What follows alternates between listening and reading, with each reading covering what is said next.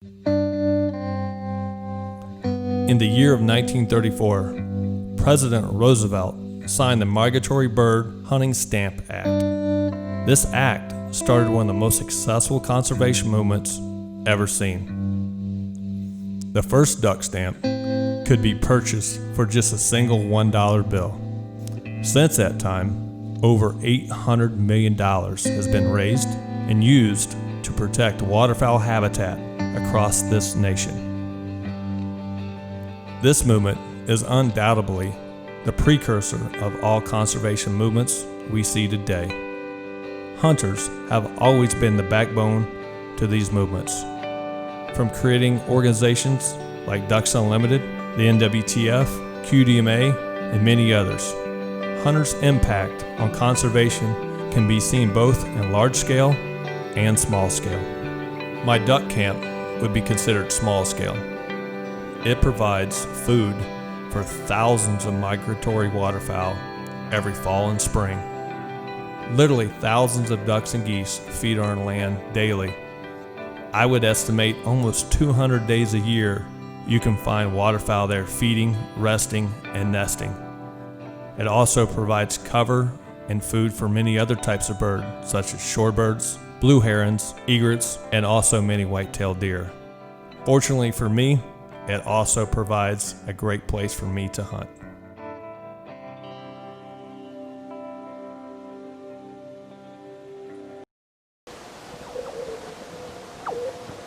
So it's mid-December here. It's been cold. We finally got some cold weather. Had some pretty good hunting, but it locked up. Lake Cornfield here has probably got 3 to 4 inches of ice on it. But we saved a unit right here that's dry, and we're gonna go down here and bust a hole, and then we're gonna take all this water here, put it right over here. And it's supposed to be 50 degrees on Tuesday, I believe. It's gonna have south winds, hard south winds, and rain. And if we get ½ inch to 1 inch, all those ducks that went down south come right back here. So we're gonna be prepared, and hopefully we'll get them. So let's talk a little bit about the food that's in here. Now we do plant a lot of row crops, so we plant corn, but to be honest with you, the ducks prefer, as you can see, this is just regular foxtail. Now there's no seeds left on here, but that seed is covered all over the ground. So we got this, and a lot of this stalk here you can't really see. If you see that right there, that's barnyard grass. And barnyard grass is a natural millet. It grows up in this region here a lot. So what we do, we come in here in certain areas, we keep the ground loose, or we spray it, keep all the thistles and all the invasives out.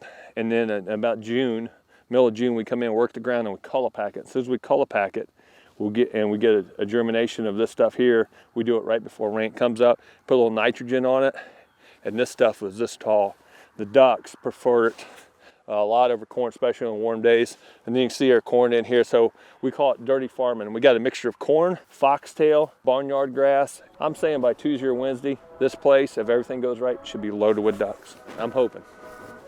So I got a towel that runs out here to the ditch. We just shut this off, and we'll allow the water to come right up in here. I should have some more tops. I'll have to bring some more out here and put it in here.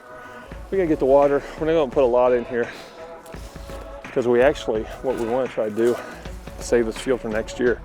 So we want to harvest this corn. We'll let it set all year, and then next August I can flood early, and I'll have a lot of duck in there early. It'll be a great starter for this marsh. I gotta find this tile that's down in here. So I gotta put this standpipe in here so I can get this water up here. We gotta get the water up about this high so ducks can get into the corn. So I'm just taking this saw. You can beat on with a sledgehammer. This is my sledgehammer right here. Good way to get an ice heater started too. Come in here and just knock you a hole. Just like this, set an ice heater in here and turn it on. Open a 30-yard hole pretty quick. Want to kill a bunch of ducks and geese? Sometimes you gotta be out working for them. You know, the one thing about when the water is going to freeze up, you can run ice heaters from Mallard View ice heaters. But a lot of times, especially in this area, those ducks are in transition and they know that it's freezing up. So even though you can keep a hole open, you might get a day out of it. When those things really work is when you got warm weather coming and ducks are out searching, because they know certain areas are going to start to open up. If you're the first to open, get all the ducks.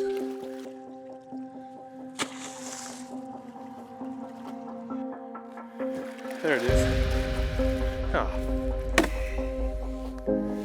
That's the problem right there. Big time. God dang it.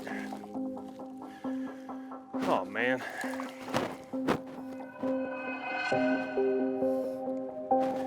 Well, that's why they sell new ones. My excavator, I think he must have hit it with a dozer or something. What that does is come straight up. I take that sandpipe and stick it right up so the water doesn't get out of here, but I might have to put a new one in, get a new one, put it in Monday, tomorrow. I'm gonna leave this shovel right here so it's marked. God dang it. No good.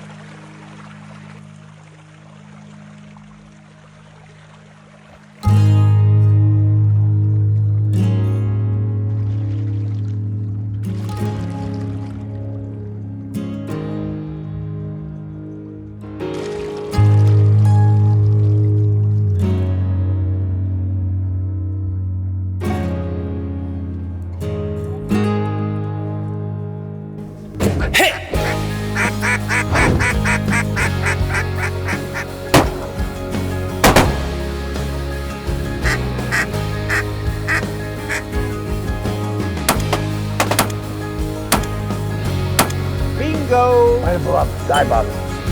Yep, that's the drink.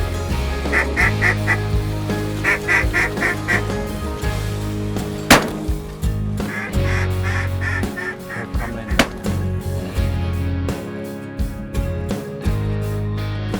You know, late in the year, this is into December here, it's pretty cold. Picking your right shot shells is really, really important. We got a heavy wind, ducks got a lot of down on them, a lot of fat on them this time of year. But it's also very, very cold. Now, most ammo, when you see 1550 or 1500 feet, 1450, that's when it's really warm out. When it gets cold out, the ballistics go way down. So typically in a duck hole like this, pretty close shoot, I'd be shooting 3s and 4s. But today we're going to shoot number 2s. And the Browning ammo, what I like about it's got a very, very tight pattern for the constriction tube that you use. We always shoot pattern masters in our guns, but with the rear flight control wad, you get a tighter pattern with less constriction. That's really, really important. You maintain velocity and you still have the density. When you get a day like today, cold weather, you got elements, you got cold weather, you got wind, you got tough ducks, and you also were hunting flooded corn. So if you wound a duck in this stuff, well, Mac's gonna have his work cut out for him. So killing the birds dead, very, very important.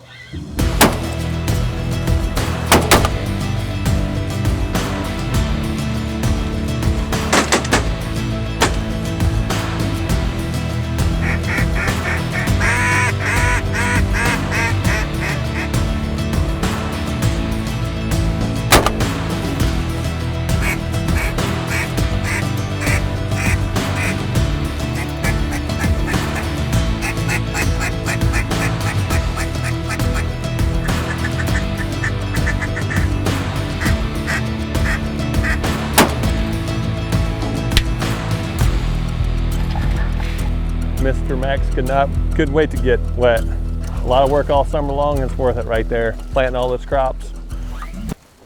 You know, planting corn like this, or even doing natural marsh or whatever you're doing for conservation, a big part of conservation is obviously being able to come out and enjoy and shoot some ducks or whatever, but it's also gives to the ducks, gives them a place to come feed. In the springtime, whatever corn we got left, we'll bush hog all this stuff down, and in springtime it might be 15, 20,000 ducks. Give me that duck, Max. And so produces a better duck, more healthier duck as they fly back north to have the little ones and nest and do all the things like that. So, you know, hunters, A lot of people say it, and I think everybody will continue to say it, especially if you're a hunter, conservationist, and spend the money and the time doing this kind of work right here. It's just better for the sport, it's better for the birds, and better for the resource. So we enjoy it.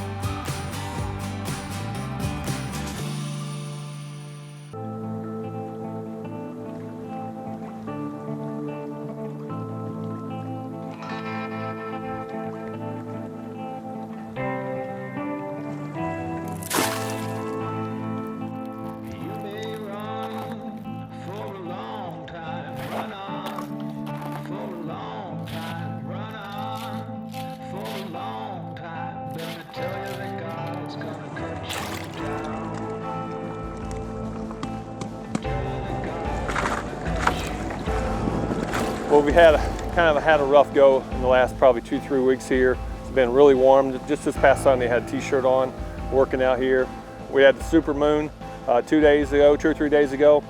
When you come out here and you plant all this corn, work all spring, all summer long, working the ground, planting, doing the fertilizing, doing everything you can to have a successful fall, and you get warm weather, especially this time, any place you get warm weather this time of year, the ducks are just going to go nocturnal because it's late in the year. The ducks have been hunted a tremendous amount.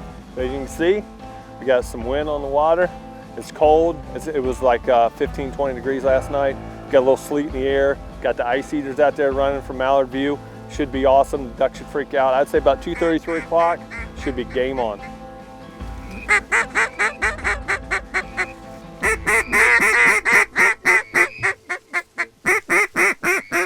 Get them.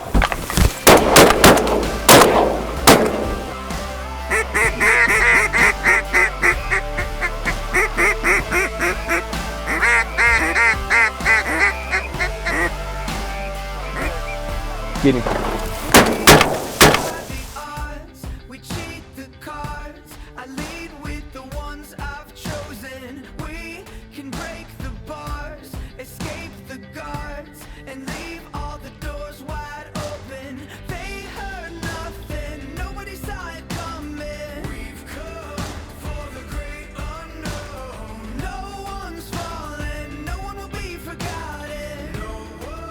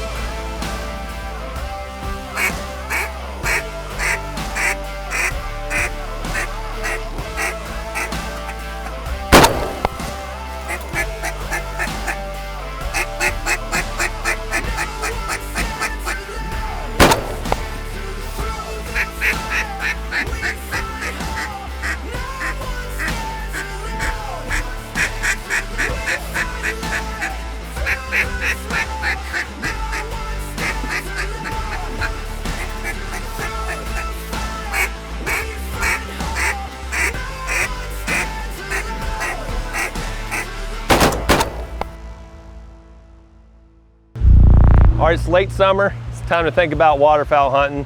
Time to think about maybe buying a new gun, a new tube, shells.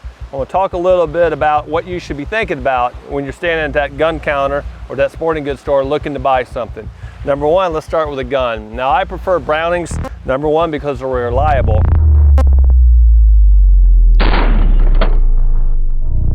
But number two, and probably my favorite part of the whole gun, it has a large bore inside, the 745 bore inside. What that means is it's not small, it's not constricting. It allows that shot and that wad to come up the barrel really fast, but when it does come up and hits your tube here, I prefer a Pattern Master. Now this is a Code Black duck / long range, my very favorite tube when shooting steel shot. What's really important about this tube is the stud rings in there. So as the wad comes up through the barrel, hits the tube here, the stud ring grabs the wad and stalls it out for just a fraction of a second and allows the pellets to exit the wad. Why is that so important? It shortens your shot string, number one, and it doesn't work on constriction, so all your pellets have a lot of velocity and you don't have any issue with the wad hitting the shot or deflecting some of the shot. You have all your pattern downrange, and that's very, very important. And then your ammo, what you prefer. This is a new Brownie BXD ammo that we've been shooting. My favorite part about this shell here is it has a rear flight control wad. What that does is it stabilizes the wad, allows the wad to work without constriction because it doesn't separate. It opens at the back, and what's that going to do? It's going to give you a tighter pattern without constriction. Looking for a gun that has a large barrel, very low constriction, a tube here that doesn't work on restriction, it works on grabbing that wad, and then a shell that has a wad that does the same. So what's that going to do? It's going to shorten my shot string. A short shot string is going to allow the pellets in your pattern to be flying at the same speed or close to the same speed, and so you have a lot of velocity. Very important to killing ducks stone dead.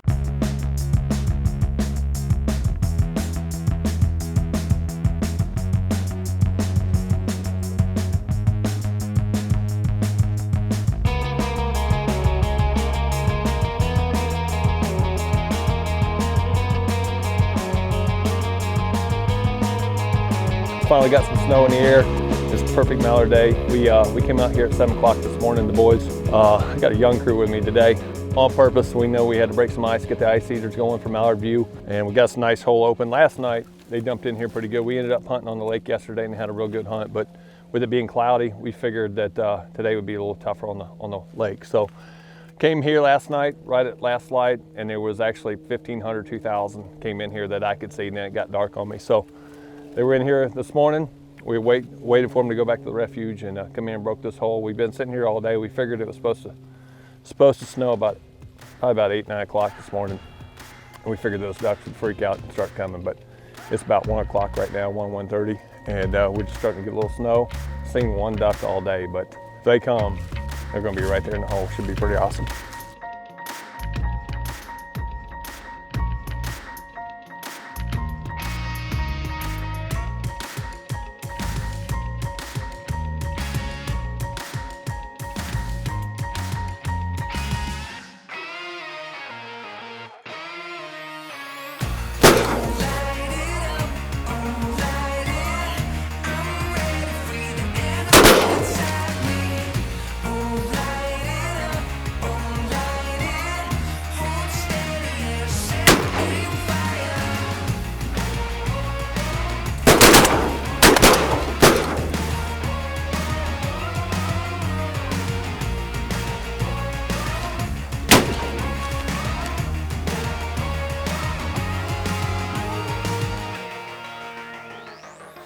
Don't you hear it? A heart beating, blood and sweat, the only things that I believe in. And I've been bitten by animal instinct. Yeah, this is it, the fuse is lit, ain't no retreating. 'Cause I got a feeling, it's just the beginning.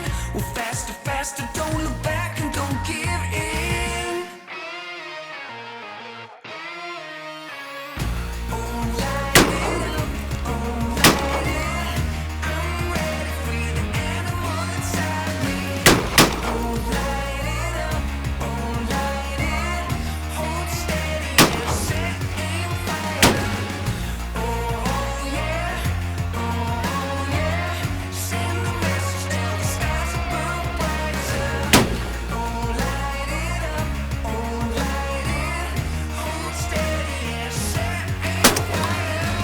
hard for me to understand the viewpoints of those that wish to ban hunting. Most of those people are uneducated in the facts. Hunters provide resources for not only jobs for research on wildlife, but also restoring habitat and preserving habitat. To me, hunting is one of the greatest activities I've ever done, and I'm never stopping.